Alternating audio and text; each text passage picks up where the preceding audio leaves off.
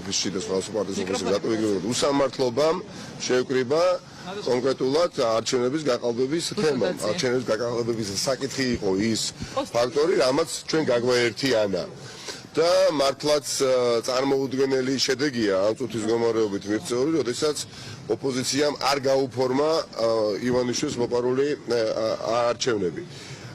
ეს ძალისხმევა გაძლიერდება ოპოზიციის მხრიდან და გაგრძელდება მანამ ბრძოლა სანამ ახალი არჩევნები არ ჩატარდება. ამაზე იყო დღეს საუბარი ძალიან ბევრი და მიმდინარეობს. რა თქმა უნდა, გეგმა არის, გეგმა იქნება, არის გეგმა, რომელიც არ არის აუცილებელი, ახლა თქვენ იცოდეთ, მაგრამ თავარი ბუნებრივია არის, ან ივანიშვილი ნიშნავს არჩევნებს და საღიაზის ფარგლებში მიიღებს ამ გადაწყვეტილებას, ან ბუნებრივია ეხა ოპოზიცია დაიწყებს მშვიდობიანი, მაგრამ ძალიან მკვეთრი საპროტესტო აქციებისთვის მზადების პროცესი.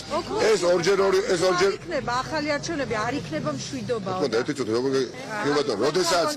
როდესაც ყველა ინსტიტუტს აუქმებ, როდესაც ერთი კაცის პარლამენტი გაქვს, როდესაც სასამართლო სისტემა აღარ არსებობს, როგორც ასეთი სახელმწიფო შტო და სახელმწიფო აღარ ფუნქციონირებს, ის პროტესტი, რომელიც საზოგადოებაში არსებობს და მხოლოდ აზრირდება, ბუნებრივია, ტელეკომპანია იმედის თანამშრომლებსაც არ უნდა გაგიკვირდეთ, რომ ეს პროტესტი გადაიზრდება უკმაყოფილებაში.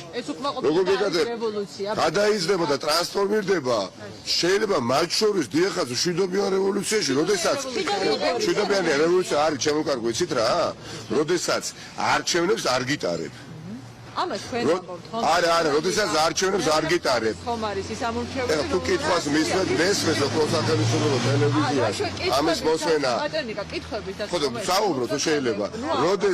როდესაც არა, ეხა ტელეკომპანია მაესტრო, ტელეკომპანია იმედი და პოსტივი რომ არის. პირველი აქ მითუმეტეს ეხა. ბატონონი, პირველი აქ დანაპირებ ამათ ბატონიკა. როდიდან აპირებთ აქციებს? თუ აქ ვერ შემაცვლევია ეხა. თავდასხმა რა შუაშია ჩემო კარგო ტელეკომპანია რომელსაც თქვენ წარმოადგენთ ეხა არ არის სახელმწიფო საუბრო საზოგადოებრივი მაუწყებელი არის სადენით მიბმული აღმასრულებელ ხელისუფლება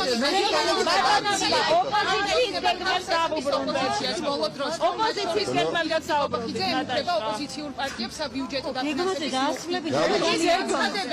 შემიძლია რომ ვისაუბრო თუ შეიძლება ვისაუბრებ ეხა მე ისე სვამ თვითონ ვერც მოჭრით ხომერე ამინა და ყველა ერთი წუთი მე ვიტყვი რასაც ჩავთვლი საჭირო და ამის შემდეგ შეიძლება გამოსვათ კითხვა მოკლედ ყველა ობიექტური მოქალაქე ამ ქვეყანაში არის ღრმად დარწმუნებული გარდა აჟიტირებული სუბიექტური მოქალაქეებისა რომლებიც წარმოადგენენ ქართულ ოცნებას ხო არჩევნები გაყალბდა გაყალბებული არჩევნებითაც ხო უმცირესობამ დაიფორმა უმრავლესობა მაგრამ ვერ გაიფორმა საბოლოო ჯამში ივანიშვილის ხელისუფლება რეჟიმმა მოპარული არჩევნები ვერ გაიფორმა ახლა ბუნებრივია მე ეს არ მეკვის რომ ქართული ოცნების ან მედიის წარმომადგენელი რა ხარდაჭერის შემედავება რომ არჩევნები არ ჩატარდება ქართულ ოცნებაში მოიძებნება აქტივისტები და მოიძებნებიან ადამიანები ჩვენ უსმენთ ნიკა მელიას რომელიც მედიასთან საუბრობს შეხვედრის დეტალებზე და ამ შეხვედრიდან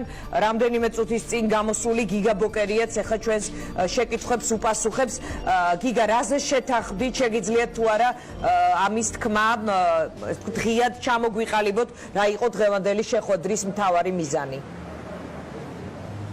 ან მიზანი შემიძლია მოგესალმებით ჯერ მადლობა ჩართვისთვის.